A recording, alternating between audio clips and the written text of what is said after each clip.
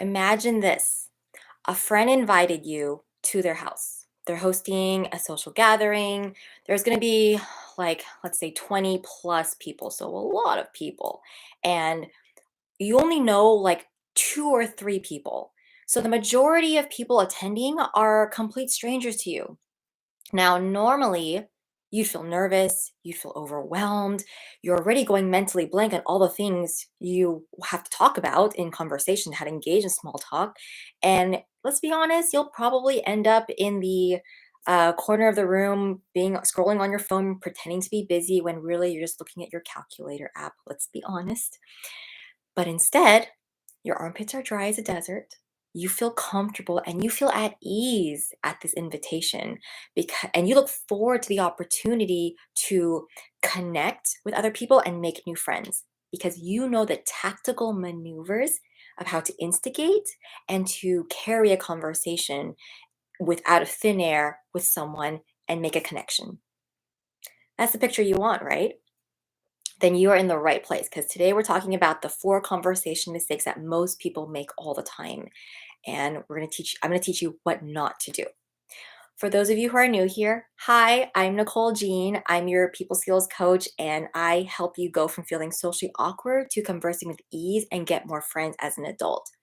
I'm a retired wallflower and a full blooded introvert who used to be incredibly overwhelmed in social interactions. I would go mentally blank in carrying small talk with other people.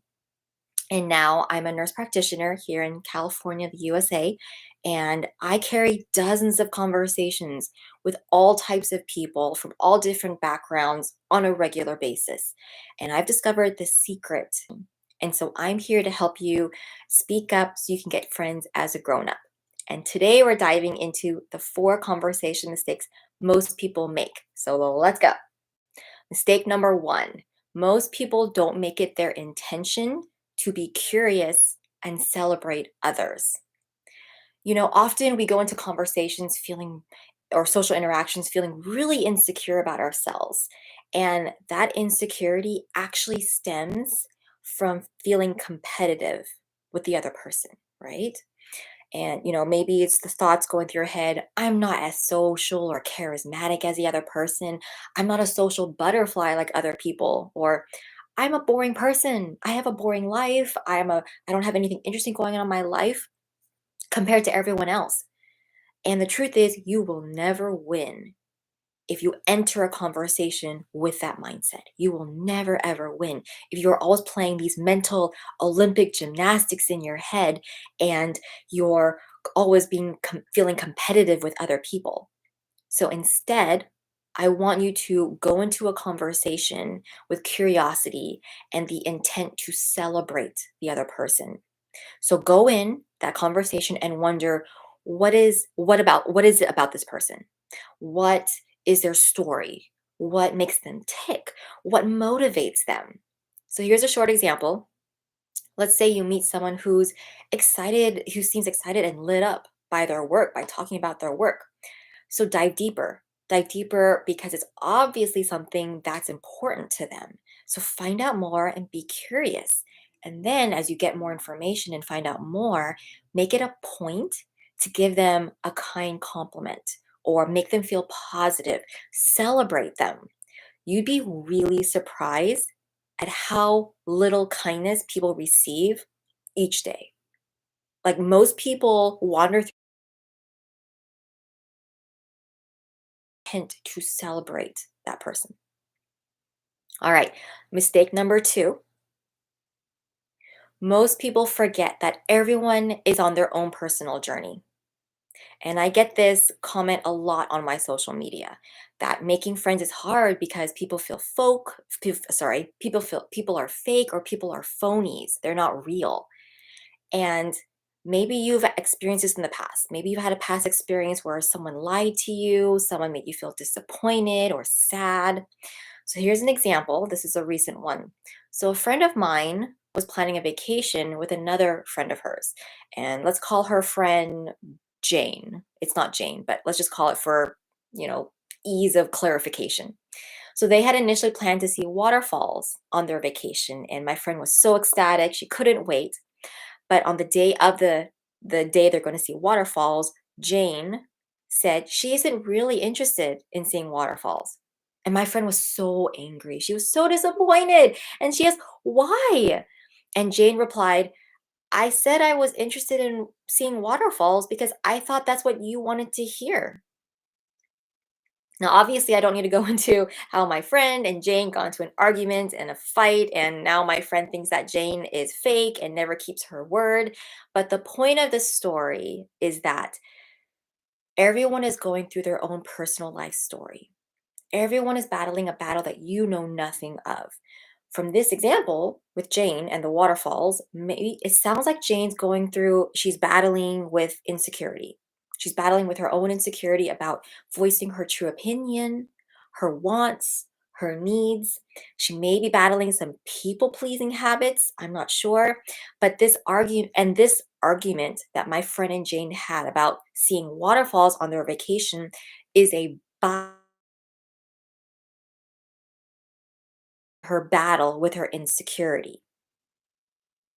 Does that kind of clarify things and put things in a new perspective? So it just goes to show you that everyone is a human being.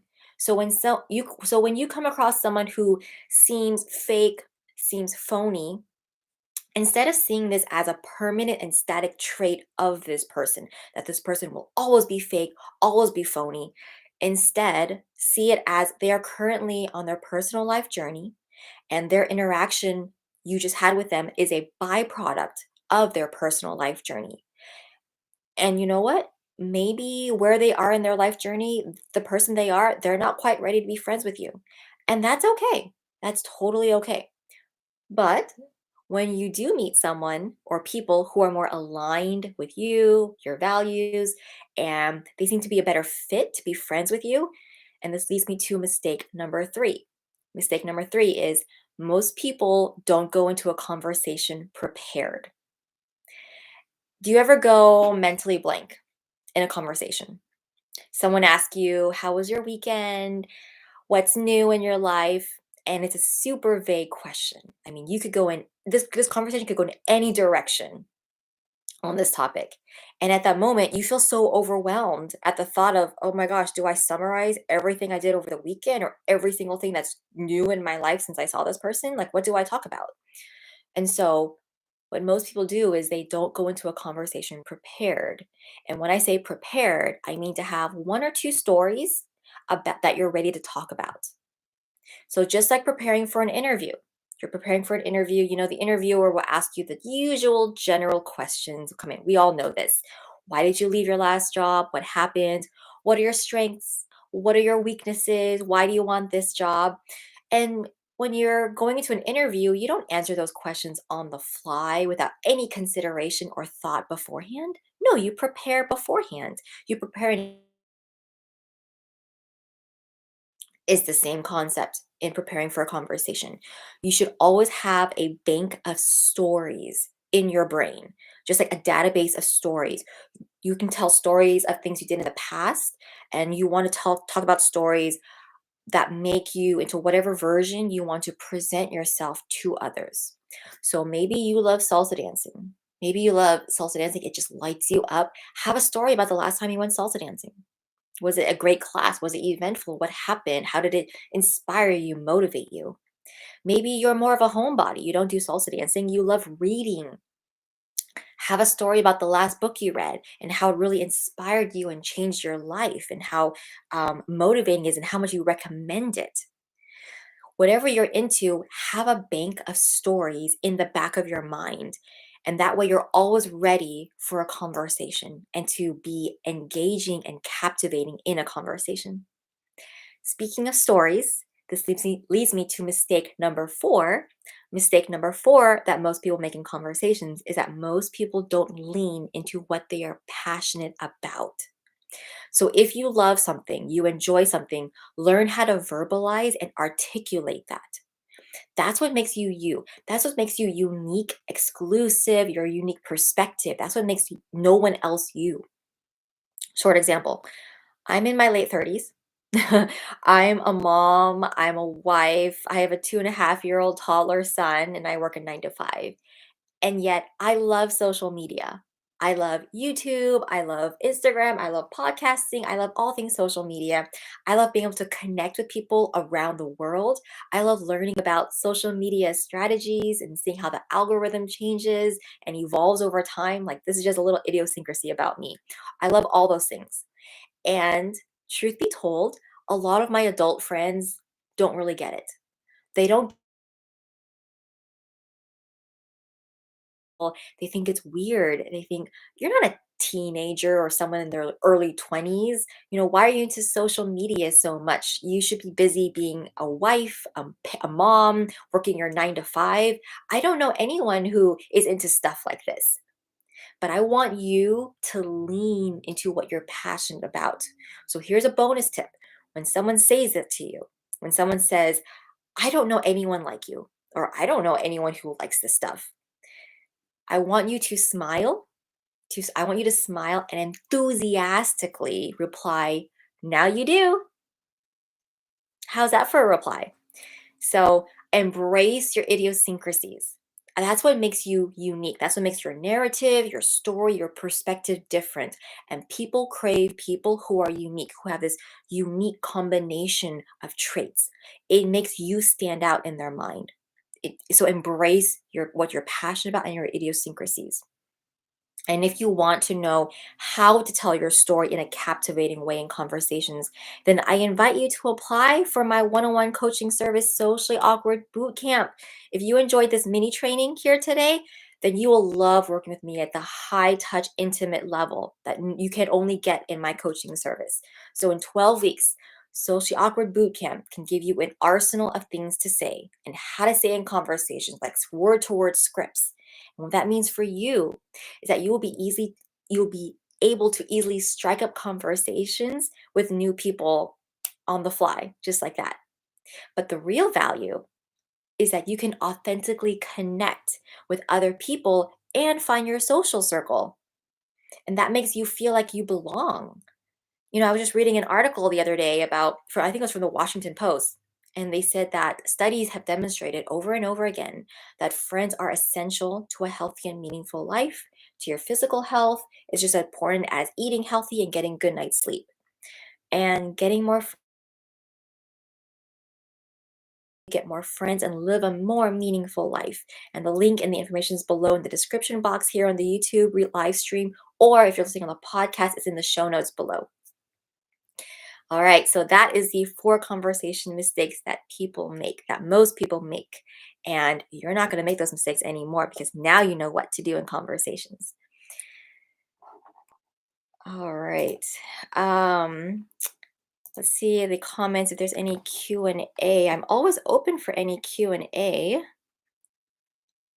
going to stop the podcast recording right now. All right.